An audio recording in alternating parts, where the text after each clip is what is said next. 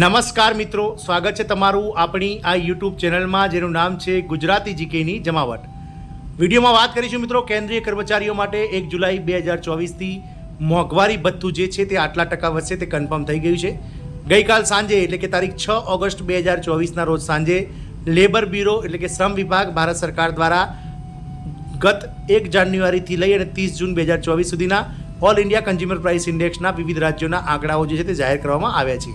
અને આ આંકડાઓ સ્પષ્ટ સૂચન કરી રહ્યા છે કે 1 જુલાઈ 2024થી જે છે તે કેન્દ્રીય કર્મચારી અને પેન્શનર્સોનું DADR આટલા ટકા વધવા જઈ રહ્યું છે. તો જાણીએ વિડીયોમાં વિગતવાર કે ઓલ ઇન્ડિયા કન્ઝ્યુમર પ્રાઇસ ઇન્ડેક્સના જે ટેબલ પ્રમાણે કેટલા ટકા મોંઘવારી ભથ્થું 1 જુલાઈથી વધી રહી છે અને સરકાર આની ક્યારે જાહેરાત કરશે અને કઈ રીતે એરિયસ ચૂકવશે તમામ માહિતી આજના વિડીયોમાં આપ સુધી પહોંચાડીએ.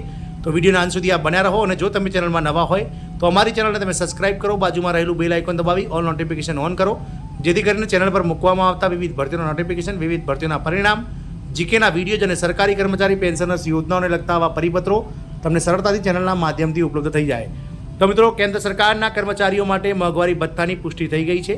ગઈકાલ સાંજે ભારત સરકારના શ્રમ મંત્રાલય દ્વારા ઓલ ઇન્ડિયા કન્ઝ્યુમર પ્રાઇસ ઇન્ડેક્સના 30 જૂન એટલે કે જૂન મહિનાના જે આંકડાઓ છે તે પણ બહાર પાડી દેવામાં આવે છે અને આ આંકડાઓ જે સૂચન કરી રહ્યા છે તે પ્રમાણે 1 જુલાઈ 2024થી કેન્દ્રીય કર્મચારી અને પેન્શનર્સોનું DADR એટલે કે મોંઘવારી ભથ્થું અને મોંઘવારી રાહત 3% વધવા જઈ રહી છે. મિત્રો, ગત 4 વખતની સરખામણીમાં 1% નુકસાન કેન્દ્રીય કર્મચારી અને પેન્શનર્સોને ભોગવવું પડે છે, કારણ કે 1 જાન્યુઆરી 2024થી જે સરકાર દ્વારા મોંઘવારી ભથ્થું અને રાહતમાં 4%નો વધારો કરાયો હતો અને આ વખતે 3% મોંઘવારી ભથ્થું જે છે તે ઓલ ઇન્ડિયા કન્ઝ્યુમર પ્રાઇસ ઇન્ડેક્સના આંકડાઓ સૂચવી રહ્યા છે. કેન્દ્રીય કર્મચારીઓનું મોંઘવારી ભથ્થું વધવા જઈ રહ્યું છે, હવે 50%થી વધશે અને આ દિવસે ખાતામાં આવશે. મિત્રો, લેબર બ્યુરોએ જૂન મહિના માટે મોંઘવારી ભથ્થાના આંકડા જાહેર કર્યા છે.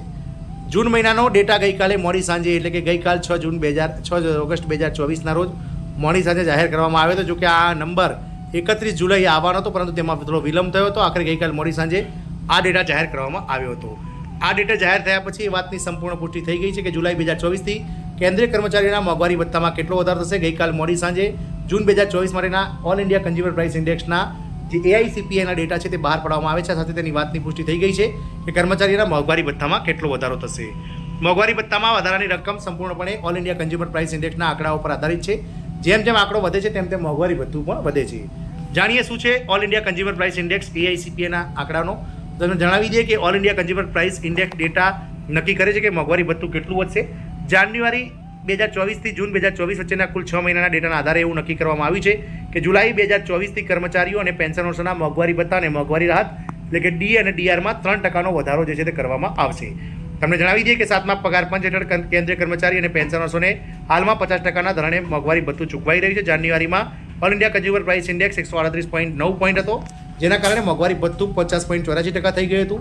આ પછી AICPI ઇન્ડેક્સ ફેબ્રુઆરીમાં 139.2 પોઈન્ટ, માર્ચમાં ફરીથી પાછો 138.9 અને એપ્રિલમાં 139.4 પોઈન્ટ અને મેમાં 139.9 પોઈન્ટ પર રહ્યો હતો. તેના આધારે મોંઘવારી ભથ્થું મે 2024ની સ્થિતિએ 52.91% પર પહોંચી ગયું હતું. માત્ર જૂન મહિનાના ઓલ ઇન્ડિયા કન્ઝ્યુમર પ્રાઇસ ઇન્ડેક્સના ડેટાની રાહ જોવાતી હતી, જે ડેટા ગઈકાલે શ્રમ મંત્રાલય દ્વારા જાહેર કરી દેવામાં આવ્યા છે. તો મિત્રો, જાણીએ જાન્યુઆરીમાં 50%, 50.84%, 138.9 ઇન્ડેક્સ, ફેબ્રુઆરીમાં 139.2% જે છે તે ઇન્ડેક્સ અને 51.44% મોંઘવારી ભથ્થું, માર્ચમાં 138.9 ઇન્ડેક્સ જેમાં 51.95% જે છે તે ભથ્થું થઈ ગયું હતું, એપ્રિલમાં 139.4% ઇન્ડેક્સ જેમાં 52.43% મોંઘવારી ભથ્થું, મેમાં 139.9% ઇન્ડેક્સ પહોંચી ગયો હતો જેમાં 52.91%, અને જૂનમાં મિત્રો જે છે તે આમાં 5.5%નો જે છે તે વધારો જોવા મળે છે અને 141.4% ઇન્ડેક્સ પહોંચી ગયો છે અને 53.36% મોંઘવારી ભથ્થું પહોંચી ગયું છે. પણ દશાંશ પછીના જે આંકડાઓ છે તે 0.5 સુધીના જે છે તે ગણવામાં નથી આવતા, જેથી 53% મોંઘવારી ભથ્થું સરકારી કર્મચારીને ચૂકવવામાં આવશે. મોંઘવારી ભથ્થામાં 3%નો વધારો થયો છે. જૂન માટે AICPIના ડેટા ગઈકાલે મોડી સાંજે બહાર પાડવામાં આવ્યો હતો, જેમાં 1.5 પોઈન્ટનો વધારો થયો હતો અને કુલ આંકડો 141.4 પર પહોંચી ગયો છે. આ મુજબ કુલ મોંઘવારી ભથ્થું 53.36% છે, પરંતુ દશાંશ પછીના આંકડા ગણવામાં આવતા નથી. જે જુલાઈ 2024થી 53% મોંઘવારી ભથ્થું તમામ કર્મચારીઓને ચૂકવવામાં આવશે. તેની જાહેરાત ક્યારે થશે? તો કર્મચારીઓના મોંઘવારી ભથ્થામાં આગામી સુધારો 1 જુલાઈથી જ લાગુ થશે, પરંતુ તેની જાહેરાત સપ્ટેમ્બર મહિનાના છેલ્લા વીકમાં અથવા તો ઓક્ટોબર મહિનાના દિવાળીના તહેવારો પહેલાં શરૂઆતના વીકમાં કરવામાં આવશે.